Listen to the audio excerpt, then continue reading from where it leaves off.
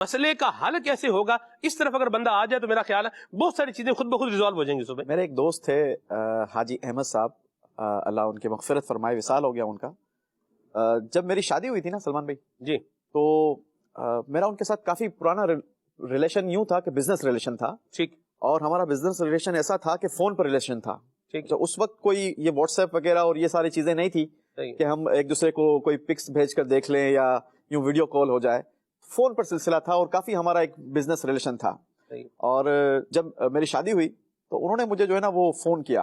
میں نے ان کو انویٹیشن بھیجا تھا، وہ آ نہیں سکے تھے، ان کو کینسر ہو گیا تھا، بیماری کی وجہ سے نہیں آ سکے تھے. تو انہوں نے مجھے فون کر کے مبارکباد بھی دی، اور ساتھ ہی ساتھ وہ ہوتا ہے نا بڑوں کے سمجھانے کا ایک انداز بھی اپنا ہوتا ہے. مرحبا. تو انہوں نے کہا کہ وہ زیادہ تر پنجابی بولتے تھے، میں بھی کچھ جو پنجابی بول سکتا ہوں نا، تو وہ ہمارے یہ حاجی احمد صاحب کی یوں کہا جائے مہربانی ہے کہ انہوں نے وہ بولتے ہی تقریباً پنجابی میں بات کرتے تھے، تو مجھے مجبوراً پنجابی سمجھنا جو ہے نا وہ ضروری تھا. ٹھیک ہے. تو اب انہوں نے مجھے کہا کہ ویک پتر اے گل مینیجر ہے وہ تو بالکل سن لے، یاد کر لے. میں نے کہا جی حاجی صاحب حکم کریں. کہا کہ زندگی میں جو ہے نا وہ کبھی بھی کسی کی طرف ایک طرف ہو کر بات نہیں کرنی ہے، سننی دونوں کی ہے اور دونوں کو الگ الگ سننا ہے. میں نے کہا اچھا ٹھیک. ماں کو کہنا ہے کہ بات جو آپ کر رہی ہو نا وہ بالکل حق سچ بجا کر رہی ہو، اور روم میں جا کر بیوی کو کہنا ہے کہ تو جو بات کر رہی ہے نا وہ صحیح بالکل درست کر رہی ہے. اور پھر جب یہ معاملہ کول ڈاؤن ہو جائے نا تو پھر دونوں کو آپس میں بٹھا کے وہ معاملے کو ریزولو کرنا ہے. تو وہ یہ جو بات ہے نا کہ ماں کا اپنا ایک لیول ہے، ان کا ایک اپنا منصب ہے، ان کا ایک اپنا مقام ہے، اس مقام کی بھی آپ نے رسپیکٹ کرنی ہے، اس کو بھی عزت دینی ہے. اور بیوی کا بھی ایک اپنا حقوق ہے، اس کی بھی رسپیکٹ ہے. وہ بھی اپنا پورا گھر بار چھوڑ کر، اپنے بھائی بہنوں کو، اپنے ماں باپ کو چھوڑ کر آپ کے ساتھ ایک ریلیشن میں آئی ہے، تو اس کے بھی حقوق ہیں.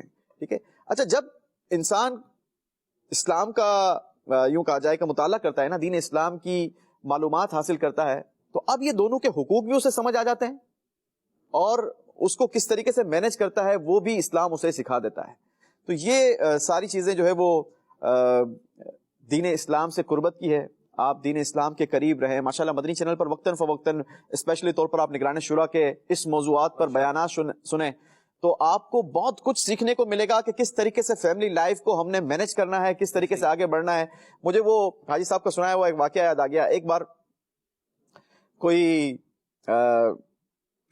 شکایت لے کر پہنچ گیا کہ یوں ہوتا ہے، ایسے ہوتا ہے، ویسے ہوتا ہے، تو یوں میں کس طریقے سے وہ کروں.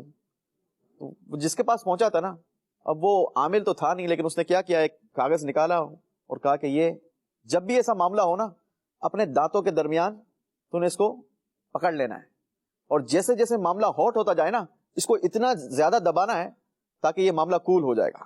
ٹھیک ہے. وہ تعویذ لے کے پہنچ گیا. اب جناب گھر میں جب یہ معاملہ شروع ہوا نا، اس بندے نے اپنے دانت میں وہ تعویذ رکھ لیا اور اس کو دانت سے پکڑ لیا. ایک وقت آیا کہ وہ ایک دم محفل جو ہے وہ گرم ہو گئی تھی، اس نے اور زیادہ اس کو زور سے پریس کیا. خیر تھوڑی دیر کے بعد معاملہ ریزولو ہو گیا. 2-4 دن کے بعد وہ پھر سے ملاقات ہوئی اس شخص سے، تو کہا کہ یار وہ جو آپ نے تعویذ دیا تھا نا بڑا کمال کا تھا، بڑا کمال کا تعویذ تھا. بولا کیوں، کیا ہوا؟ بولا ایسے نہیں، ایسے معاملہ شروع ہوا تھا اور میں نے وہ تعویذ منہ میں ڈالا نہیں ہے کہ اب جو ہے نا وہ معاملہ ایک دم سے ہاٹ ہو گیا، اور جب ہاٹ ہوا تو میں نے آپ کے بتائے ہوئے طریقے پر عمل کیا اور اس کو جو ہے نا وہ بہت زیادہ دبا کر سختی کے ساتھ پریس کر دیا.